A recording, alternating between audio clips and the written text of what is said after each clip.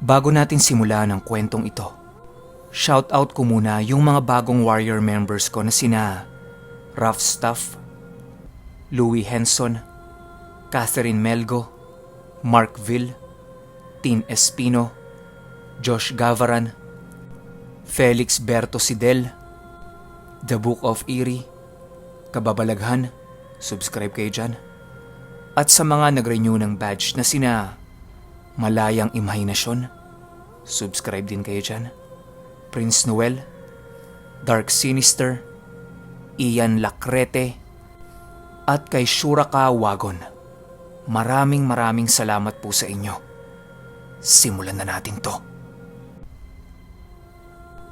Ang kwentong ito ay hango sa totoong buhay. Karanasan ito ng pasyente ni Ate Rose. Taong 1979, San Carlos, Negros Occidental.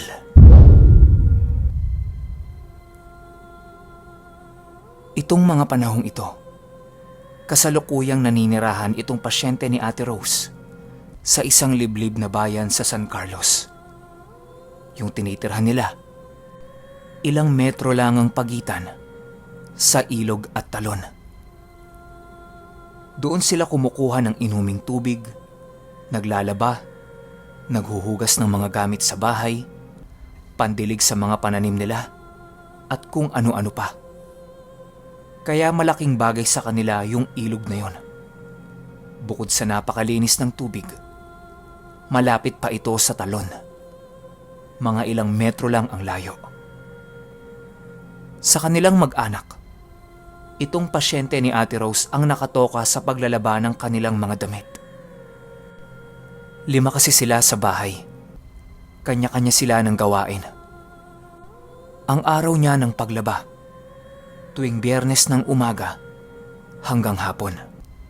Gawa ng iniipon niya yung mga damit nila para isang bagsakang paglalaba na lang. Isang Biyernes ng umaga, habang sinasalansan niya yung mga damit nila sa gilid ng ilog, naririnig niya na may nagtatampisaw sa ilog. Nasa bandang kanan niya nang gagaling yung tunog. Tinitingnan niya. Wala naman siyang nakikita. Pero yung agos ng ilog, ang lakas. Hindi normal yung agos na yon kapag Biyernes ng umaga. Dapat mahina pa yun eh. Lumalakas lang yung agos sa ilog nila kapag mga bandang 5:00 na ng hapon. Pansin niya na may parte ng ilog na nagagalaw yung lupa sa ilalim. Gawa ng kumukulay ng light brown yung tubig. Ibig sabihin, nakakawkaw yung lupa nun sa ilalim. Yung parang tumatalon kayo sa ilog na mababaw. 'Di ba kumukulay yun kapag nagagalaw yung lupa? Ganun yung nakikita niya. Sinisipat niya. Wala namang tao. Pero lumalakas na yung agos. Sa isip-isip niya, baka may buwaya sa ilalim. Sa takot niya, dali-dali niyang kinuha lahat ng labahin niya, tapos umuwi siya sa kanila. Nagpasama siya sa isang kapatid niya para tingnan yung ilog. Pagdating nila doon, normal naman yung agos ng tubig. Tapos malinis na rin, hindi na kulay light brown. Ang sabi ng kapatid niya sa kanya, baka nasa talo na yung sinasabi niyang buwaya. Pumunta silang magkapatid doon para tingnan. Halos ilang oras din silang nagbaba doon pero wala silang nakita. Tsaka kalmadong-kalmado yung tubig. Matapos yan, umuwi na lang sila. Nagpasya itong pasyente ni Ate Rose na maglaban na lang kinabukasan. Habang kumakain sila ng hapunan, naikwento niya sa tatay nila yung nangyari sa kanya sa ilog. Ang sabi nito sa kanya, bukas na bukas, ilalatag niya yung lambat niya sa may talon para kung sakaling may buhaya nga, mahuli niya yun. Huwag na muna silang magdididikit sa ilog. Delikado kasi. Kinaumagahan, lahat ng patibong ng tatay nila inilatag niya sa ilog at sa may talon. Buong araw siyang naghintay. Pero wala. Ang ginawa niya, iniwan na lang niya lahat yun doon. Magbabaka sakali siya. Baka kasi bukas, mahuli niya na yun. Kaso lang, ilang araw na ang lumipas, nanatiling walang laman yung lambat niya. Tapos yung mga patibong na nilagay niya, puro isda at ulang lang ang nahuhuli. Wala namang buhaya. Pinabayaan niya pa rin. Hanggang 1 linggo na ang lumipas. Kumpirmado, walang buhaya. Ang sabi ng tatay nila, ligtas yung ilog. Wala silang dapat katakutan. Ayan na. Naipon na ng 2 linggo yung labahin ng pasyente ni Ate Rose. Hindi na siya naghintay ng Biyernes. Miyerkules pa lang ng umaga, sinimulan na niya yung mga labahin niya. Habang nagkukusot siya ng mga damit, ayan na naman. Bumalik na naman yung nagkakawkaw sa ilog. Tapos nag-iba na naman yung agos nito. Pero sa pagkakataong ito, meron na siyang nakitang nilalang. Mali. Mga nilalang na gumagawa nun. Paglingon niya kung saan nanggagaling yung tunog, nakakita siya ng 3 malalaking nilalang na nakatitig sa kanya habang patuloy nitong inaapakan yung ilog at nakaturo sa direksyon kung nasaan yung talon. Natulala ng ilang segundo yung pasyente ni Ate Rose. Gawa ng ang nakita niya ay mga kalahating kabayo at kalahating tao. Dala ng pagkagulat, hindi siya makakilos sa kinauupuan niya. Unti-unti nang lumalapit yung isa sa kanya. Paglalarawan ng pasyente ni Ate Rose sa mga itsura nito. Matitipunong lalaki, matatangkad, mahahaba ang buhok na kulay ginto, may makapal na balbas na kulay puti, purong-purong itim ang kulay ng mga mata, at ang pang-ibabang katawan nito ay katawan ng kabayo. Tumayo ito mismo sa harapan niya habang nakaturo doon sa talon. Sa sobrang takot niya, napatakbo siya sa bahay nila. Paglingon niya sa mga yon, nanatili lang silang nakaturo sa talon. Nung nasa bahay na siya, animoy para siyang baliw na nagsisisigaw dahil sa mga nakita niya. Nagpasama siya sa mga kapatid niya para balikan yon. Kaso lang, wala na yung mga yon. Maganda naman sa mga kapatid niya. Naniniwala sila sa mga sinasabi niya. Yun nga lang, ni bakas nung mga yon, wala silang nakita. Kinagabihan, halos lagnatin siya kasi hindi mawala-wala sa isip niya yung nakita niya. Nagpapunta na sila ng manggagamot sa bahay nila. Ang sabi lang nito sa kanila, nabati siya ng engkanto. Normal na reaksyon yon ng katawan ng tao kapag biglang nakakita ng engkanto. May mga pangontrang binigay sa kanya yung manggagamot. Ang sabi, ilagay yon sa ilalim ng higaan niya para hindi na siya masundan ng mga yon. Yun ang akala ng manggagamot. Nung gabing nagpapaantok na siya, tulog na ang lahat ng tao sa bahay nila. Siya na lang yung gising. Papalit-palit siya ng pwesto pero hindi talaga siya makatulog. Maya-maya pa, nakarinig siya na may humihinga sa dingding kung saan siya nakahiga. Napaatras siya. Tapos ginising niya yung kapatid niya. Nung nagising ito, sinabi niya na merong humihinga sa labas. Silipin nila. Kaso lang, takot din yung kapatid niya. Ayaw nitong lumabas. Kaya ang ginawa nila, binutasan na lang nila yung dingding kung saan sila nakahiga. Gawa lang naman sa pawid yun eh. Hawiin lang nila, magkakabutas na. Nung una, kapatid niya yung sumilip. Wala naman siyang nakita. Ang sabi nito sa kanya, baka kalabaw lang yung narinig niya. Pero malayo doon yung alaga nilang kalabaw eh. Hindi na kontento itong pasyente ni Ate Rose. Ang ginawa niya, siya na yung sumilip. Pagsilip niya dito, bumungad sa kanya yung 3 nilalang na nakita niya sa ilog. Halos magliwanag ang mga kulay nito dahil sa kanilang gintong buhok. At nakaturo pa rin sila sa direksyon ng talon. Sumigaw na naman siya tapos sinabi niya sa kapatid niya na meron ngang nilalang na nasa labas.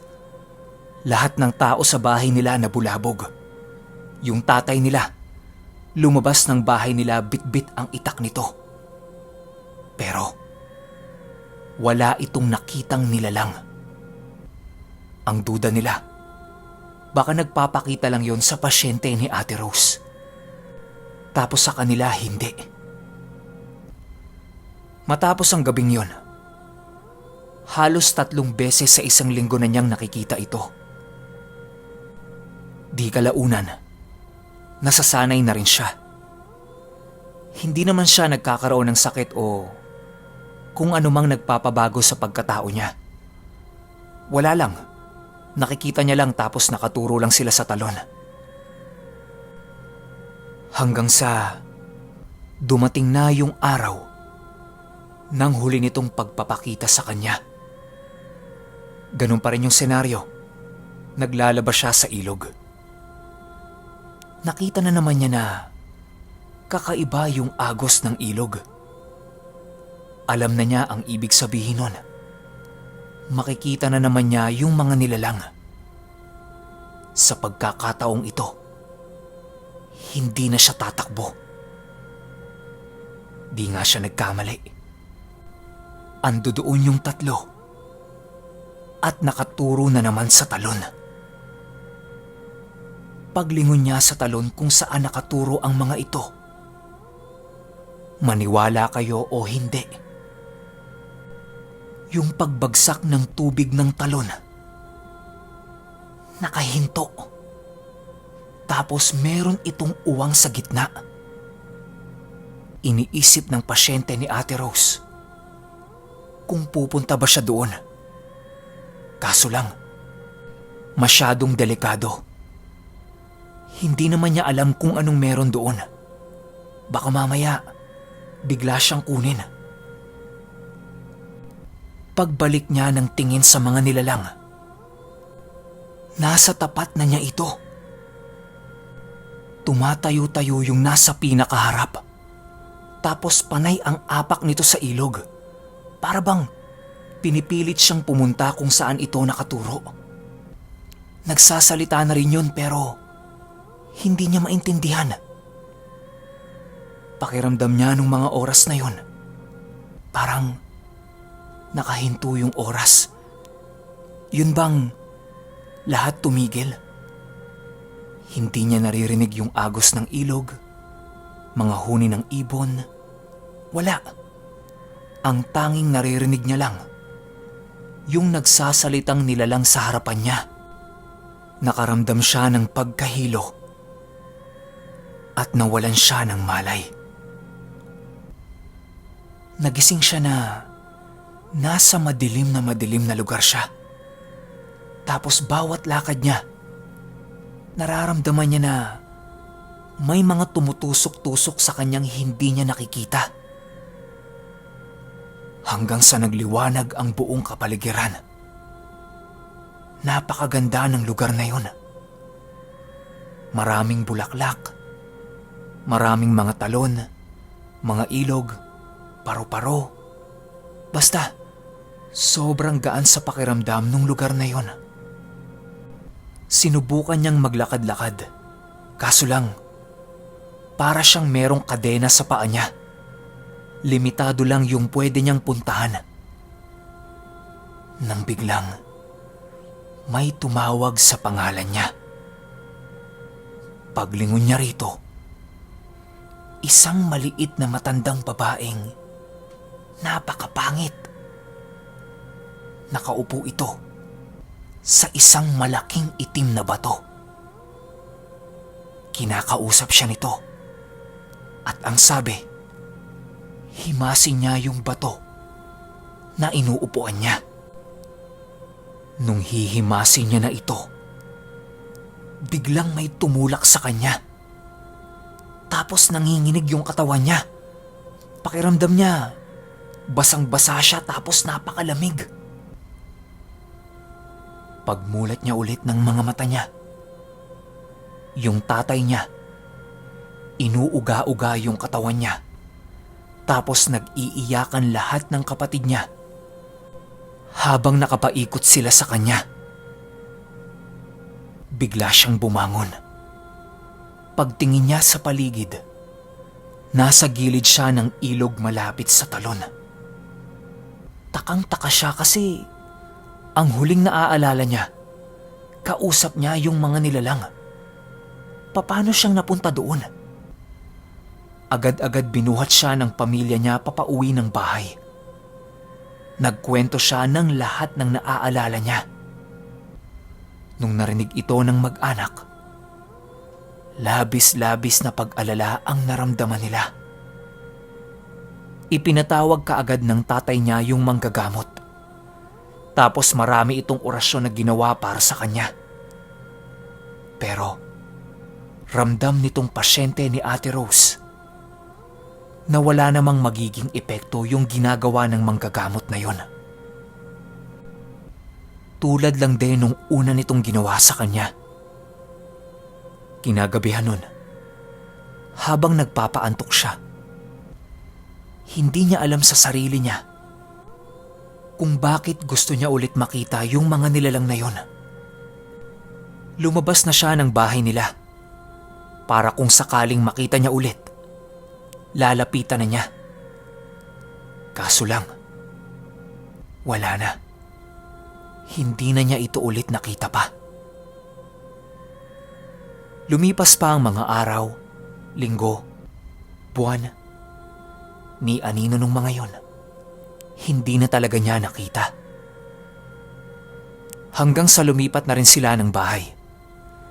Kaso lang, para bang nag-iwan sa kanya yon ng kakayahang makakita ng iba't ibang nilalang.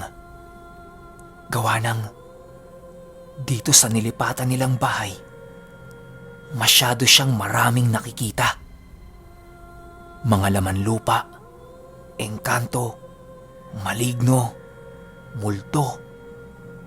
Ang masakit pa nito, 4 o 5 beses siyang nakakita ng aswang na nakadungaw sa bintana nila. Buntis kasi yung ate niya nung mga panahong yun. Sinabi niya yun sa tatay niya, kaya nakagawa sila kaagad ng mga pangontra. Bitbit niya yung kakayahan na yun. Hanggang sa dumating yung araw na nakilala niya si Ate Rose. Mahabang fast forward to. Nakilala niya kasi si Ate Rose, 90s na. Sikat na manggagamot na si Ate Rose nun sa Negros at Iloilo. Nagpakonsulta siya kay Ate Rose at kinuwento niya yung mga naging karanasan niya. At ang naging resulta, may batang engkanto ang sumama sa kanya mula nung insidenteng nangyari sa kanya sa ilog. At ang uri ng engkanto na yon ay kung tawagin ay Taiho. Sobrang bihirang sumunod nito sa mga tao. Ginagawa lang nila yan kapag meron silang bagay na ibibigay sa'yo tapos hindi mo nakuha. Hindi sana ito paaalisin ni Ate Rose sa katawan niya. Suwerte kasi yun. Ang kaso lang, patagal ng patagal, palala ng palala yung mga nakikita niya. Gusto na niyang mawala sa kanya yung kakayahan na yun. Kaya ang nangyari, inalis ito ni Ate Rose. Pero matagal at mahabang proseso din ang ginawa niya bago niya ito natanggal. Mula din nung araw na yon, naging normal na ang buhay niya. At hinding-hindi niya malilimutan yung naging karanasan niya sa ilog na bigla-bigla na lang nag-iiba yung agos.